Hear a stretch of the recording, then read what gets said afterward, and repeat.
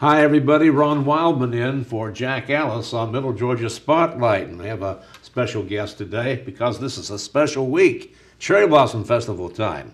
And the only person I know who's covered every one of these is Liz Jarvis Fabian. Good to have you with us, Liz. Thank you, Ron. It's good to be with you. Like old homecoming, isn't it? It is, Yes, pretty it much, is. although I don't ever remember you interviewing me, so this is going to be interesting. You better watch out. I know. I know too so much. should you.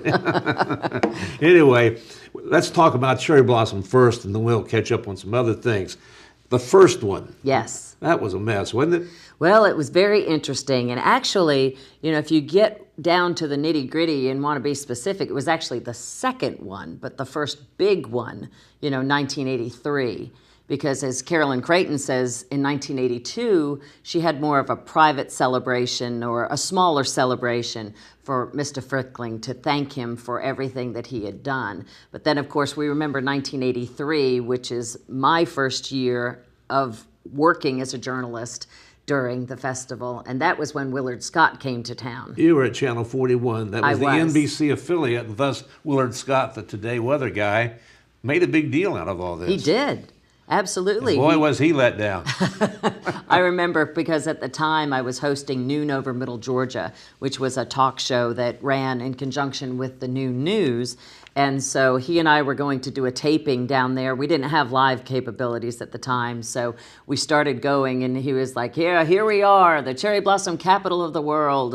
At that time, probably 100,000 trees and 2 blossoms. And I remember him, taking the branch and pulling it down and, the 2 blossoms, because it was one of those years, it actually snowed that morning. Yes, it did. And I was driving in from Milledgeville and ran off of Highway 22 there, just outside of Gray, into the median, but thankfully got back on track and made it in to have my big interview with Willard. So there was a good possibility that no cherry blossoms will know Liz That's either. right. That's right.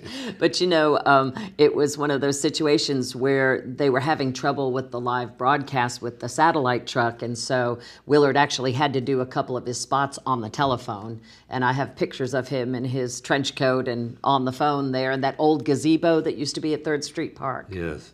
Willard's quite a guy. I got checking a few minutes ago, and he's still with us. He's 85. And I remember when I was in Washington, D.C. in the early 60s, he had a radio program there. They called it the Joy Boys. He and Ed Walker. Wow. Ed was a blind man, but they owned the city at that time. And then that was WRC Radio, which was an NBC affiliate, and the tie-in with the Today Show eventually, and the rest is history, as they say. And he clowned around as Ronald McDonald, too. Yes, he was Either the the first- first. Yeah, I think he was the first. He right? and I have something in common. I was Ronald McDonald when the mall opened up here. Were you really? It was crazy. I was out there just the other day, and of course there's not that many people there, but that day it was wall to wall. It was unbelievable, the excitement and everything, and the kids just loved that clown. Well, I've never been Ronald McDonald, so you have one on me. All right. Now, the other festivals that followed along, how did they build up?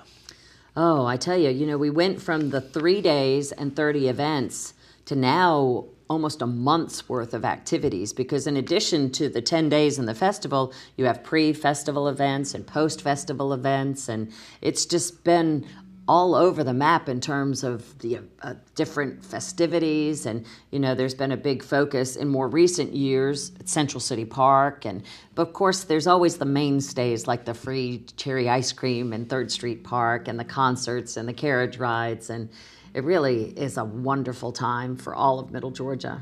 It seemed like it just came up kind of out of nowhere. That first one, which was, you said, was kind of private, then the second one, which was a little bigger. Then we started having the parades, and I remember one of the people that meant a lot to me was Lord Gordon Perry. Yes, absolutely. He was a member of the House of Lords in Great Yes. Britain, and he would come over here. He loved this thing over here, and eventually brought the Welsh Guard and a lot of other attractions from across. I have a couple of stories with that. My brother was taking pictures. He would volunteer he'd take time off at the GBI where he worked here in Macon, and he would take pictures for the festival as a volunteer. So he was around Lord Perry quite a lot. And apparently it was the advent of those cushioned toilet seats And he thought that that was the best thing, so he had to take home some cushioned toilet seats with him. And you mentioned the Britain connection. I remember one year, it was 1997, one of my friends that I had met from Channel 24 had moved on to North Carolina and was working with the Seafood Festival there. So she came as a guest of the festival, and also Robert Davis was here. He was the Lord Mayor of Westminster. And so I interviewed him on Channel 13, and we had this great time getting to know him. And then when I went to England, I looked him up and we had dinner together, and then he took my husband and I over to the, for lack of a better term, City Hall. And he took us upstairs to where they kept all the precious treasure that had been given to that community from people all over the world. So we saw all these diamonds and tiaras and mace, those big poles with the ornate things. And he was actually the Lord Mayor of the Queen. So, you could look over to Buckingham Palace from where that was. And it's just kind of an example how you meet people from all over the world through this festival. And it really has changed the face of Macon for the rest of the world. Well, Carolyn Creighton, festival founder, attended many events involving the Queen over the years. And a lot of memories with the tie-in between these two countries. And Great Britain's always a featured nation in this. And speaking of Queen and Queen Mothers, in Festival 37, you actually were the Queen Mother. I was the Queen Mum, yes. My daughter Faith won the Cherry Blossom pageant, and we were just absolutely thrilled because I had started emceeing the pageant when she was a baby. And so through the years, she was with me backstage. I remember one time Queen Sabrina Sikora was on stage, and Faith was crawling around on the stage, and Sabrina was quite taken with her, and and then as Faith grew up, she was a little bit older and started volunteering, handing out programs or sitting with Carolyn out in the audience or helping the girls backstage as she got older. And one of the years when Hannah Jett Moore was crowned, she wanted to practice crowning the next queen and used Faith as her pretend because Faith was tall and she didn't want to pick one of the girls to crown to either jinx her or give her an advantage. And Faith was just so excited that she had gotten crowned. And then Hannah was in charge of the royalty and the pageant when Faith was crowned. So it's just another full circle of opportunity there. What was that year like when Faith had 10 hundreds of events? Oh, it was fabulous. It really was. You go from one to the next, and there's wardrobe changes, and thank goodness for sponsors like the Pink Flamingo and Carrots and Keepsakes. They kept the girls in outfits, and pretty much they would tell them, you're going to wear this dress here or this outfit there. And so Faith actually started working for the Pink Flamingo because Cherish Pinson was one of the judges and noted Faith's ability and asked her to come to work for her. So it grew into a job for my daughter. That's part of the community involvement here in Macon and Middle Georgia and this festival, isn't it? Right. They sure is. They just seem like everybody wants to pitch in and help out if they can, and they do so. I remember interviewing a Washington Post correspondent who came down one year for this, and he said usually these festivals are just involved in the downtown area or this and that, but he said you could go into any neighborhood and make it, and you can. Right. And you'll find the pink ribbons hanging on the door, and wreaths and everything else. People just love this festival. They sure do. And unlike maybe only like St. Patrick's Day, perhaps, do you have a festival that really turns the whole community pink, where people, you start seeing them now, they're wearing pink clothing. I mean, you're wearing your pink shirt, I'm wearing my pink jacket, and that will just continue. In the schools, the kids are all wearing pink, and you go to church and everybody's wearing pink, and in the grocery store, everybody's wearing pink. One of my friends who came here from out of town, she thought everybody was having girl babies. She didn't understand that people were putting pink bows on their mailboxes just to denote the Cherry Blossom Festival.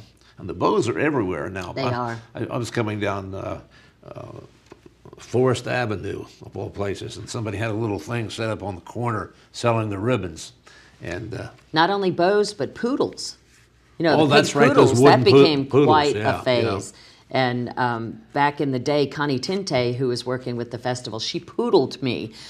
They started putting poodles on lawns kind of like they do with pink flamingos or other things where you kind of pass it along. So my daughter Faith, we've painted that poodle several times, but it was ironic that she actually painted it to look like a Lily Pulitzer design, which is what the pink flamingo is all about, is Lily Pulitzer designs. And so it was almost prophetic that things would kind of fall into place. But we took our poodle last year and put a crown on it.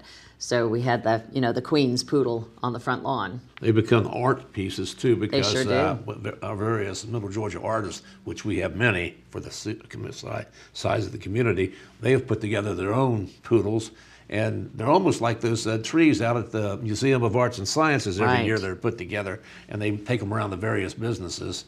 And I imagine some of them are sold too. Speaking of poodles and pink poodles, I think one of the highlights I've ever had in covering the festival was getting a chance to go over with Paul and Alice Williams Oh, yes. when they were dyeing Lacey. Because I was like, how does this come about? And that poodle was just such a wonderful animal. I mean, she just knew exactly what her place was. And so she was over there, and, I just watched Paul put all this pink manic panic dye on her, and she just kind of sat there, and she was all kind of drenched and, just sat as long as she needed to for it to soak in. And then, of course, she was washed out and then blown dry, and her toenails painted and little jewels put on them. And it really has become one of the most iconic things about the festival. I know some people say, hey, the festival's about the blossoms. It's not really about the poodles. But to so many people, that just represents what the festival is. And there's another story about the poodles. I remember one time being at Central City Park, and they had one of the choirs from Karobe City came, and those girls just went nuts. I used to reenact it for Joe Kovac over at the paper, because they were like, oh, and they just, with their high-pitched voices, and they were just running around Lacey and tried to get, but they were just going bananas over that pink poodle. Well, the festival means so many things to so many people. I mean, the blossoms come and go from Right. after a period of time, but everything else kind of remains, really. Sure. And my Carlton Varney tie, for instance, this has got to be, what, 20, 25? No, Oh, 30 years old. yeah, I think Because it so. came in the single digits. It was the year Jimmy Carter was the Grand Marshal. That was very early in these festivals. And Well, I have the matching scarf, but I have the scarf in navy like you have, and I have the scarf with a black backdrop, and then I have like probably 4 other cherry blossom scarves collected over the years, and dozens of pins, from the first pink plastic one that we had. Yeah, I remember It was that. just the blossom, to a gold one I had at one point, because they used to do competition that if you found a gold one, it was worth $25 or something like that. So, and then we were so excited last year when the pin actually looked like a tiara, because it had the blossoms in like a little crown. And so now we can always look back as Faith's year as queen was the one that had the crown pin. how is she looking at this year's festival? Well, it's a little sad because, there's not as much for the returning queens to do, but it was so much fun last year and all the years before that. That, of course, we're going to the Bollywood Ball, so that's going to be amazing. That was probably one of Faith's highlights last year, was the Cherry Blossom Ball, because I remember my husband saying, how are we going to top this at her wedding? Because, there she was, the belle of the ball, and she got to wear the huge crown. There's the crown that all the queens get and they keep, but then there's also the one that Carolyn had made from a woman who designs crowns in New York, and I probably get her name wrong, but I think it's like Holly Hardison or something like that. But I mean, it's a hotshot lady designer who does all these crowns, and the thing weighs like 10 or 15 pounds. And Faith didn't care. She was like, I'm taking Tylenol, but she was dancing around with that crown, as the crowd started to fade, and then, some of the dignitaries even had left, and so, they all got out on the dance floor, and it was a great time. It was a wonderful memory, and we're looking forward to the Bollywood Ball, because I don't know if you're familiar with Indian music, but it's very high energy, and we went to a wedding one time where my husband was actually best man. It was an Indian wedding, and the music at that reception was just phenomenal. Everybody was just dancing, and a lot of the movies from Bollywood are very much oriented around dancing. There's just music videos throughout and these big dance numbers, kind of like old Hollywood used to be. Well, movies in India are huge. Yes. It's a monstrous industry, and thus Bollywood and Hollywood. Sure. Yeah. Mentioned Faith in her youth. How did you get started in this business? Oh, in the TV business. Wow. Well, you've got several careers in the communications business. True. Let's start with TV. Journalism. Okay. Let's start with TV. TV. I was a student at Georgia College, and I originally thought I wanted to transfer to UGA and major in drama, because that's where my interest was, really performing and the arts. And I had been ever since I was a little girl in little dance troupes and things like that. But while I was at school at Georgia College, I started working at the radio station, and I was doing a jazz program at night, but then I also became the morning news director. So I was basically kind of reading from the Associated Press and doing some other news around campus. But I remember one morning, and it was after election night, when Mac Mattingly and Herman Talmadge were in a runoff, not a runoff, but they were competing for U.S. Senate. And when everybody went to bed, they thought Talmadge had won. But of course, no, overnight when the returns came in from the coast, Mac Mattingly won.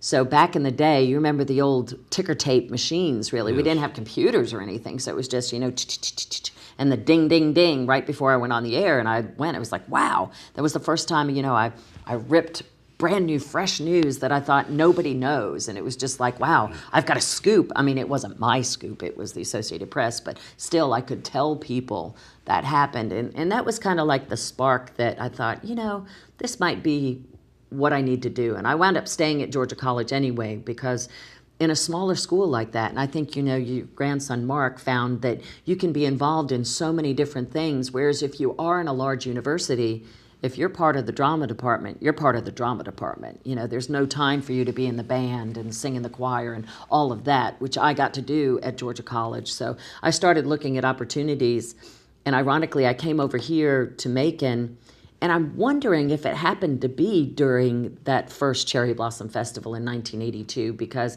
I remember coming downtown for a concert after I had an interview with Paul Beliveau at WMAZ Radio to do an internship. But I think with a couple of short interviews with him and Bill Powell, they recognized that I had an interest in actually being on television. And I think that they were growing tired of young people coming in who wanted to use radio as a stepping stone to get to television. So before I graduated, I came over to interview at Channel 24, the new news director there, as they were building it. And he had the conversation with me, well, you need experience. I said, well, how can I get experience if I can't get a job? I need the job to get experience. And he just kind of said, well, maybe you should try modeling instead, which I kind of laughed off. But I had some extra time, so I decided to run my resume out to Channel 41.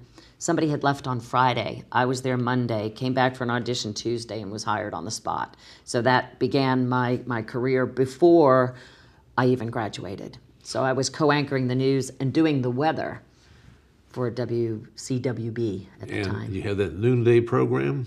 I did eventually have the noonday program after some shifts, and the person who was doing it had moved on, so I got to do the noonday program. I forget how much later, but I got wind that Channel 41 was going to phase out the news at that time. And so I ran into Liz at one of the, it was a public hearing on Forest Hill Road. Mary Wilder. Mary Wilder and Earl Zimmerman, I think. And that's the first time I saw Liz work, and she picked that camera up and moved it around and shot all this stuff. And I said, wow. And so when I heard 41 was getting out of the news business, I gave her a call, and the rest is history for us. And you came over with us, and we had quite a run over there. We did. You came and went a couple of times because in between, you went to the Weather Channel. I did. Now tell me about that. Well, ironically, Rebecca Irwin, who was our meteorologist at Channel 24, whom you hired, Yes. she had left and gone to the Weather Channel.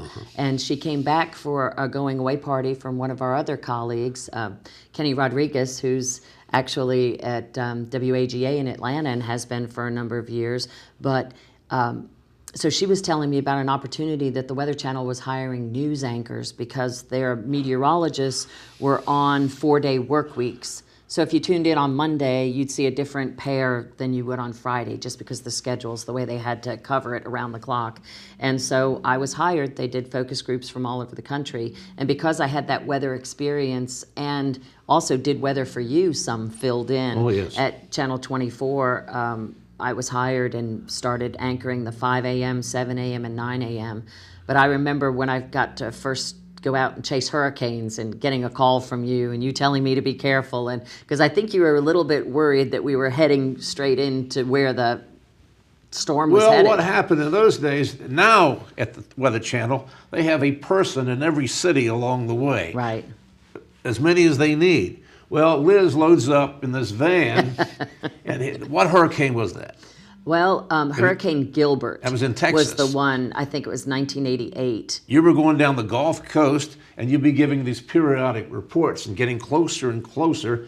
And I couldn't wait for that hurricane to come in then because the excitement had built all the way. That's right. We left, I think the first night we spent the night in Alabama, and then we went on to Gulfport, Mississippi. But you know, back then, we had to shoot and then run the tape to the mailbox, to the post office, because we didn't catch up with a satellite truck until we got into Texas and hooked up with Channel 11, WXIA, and began doing the first live shots for the Weather Channel, That's actually. right. Dennis Smith and I did the first live shot from an approaching hurricane in the Weather Channel history. So, and that was just really, I don't want to say fun, but I mean, the live reporting was very exciting, and, Yes, it was. and it was an opportunity to really tell people what things were like.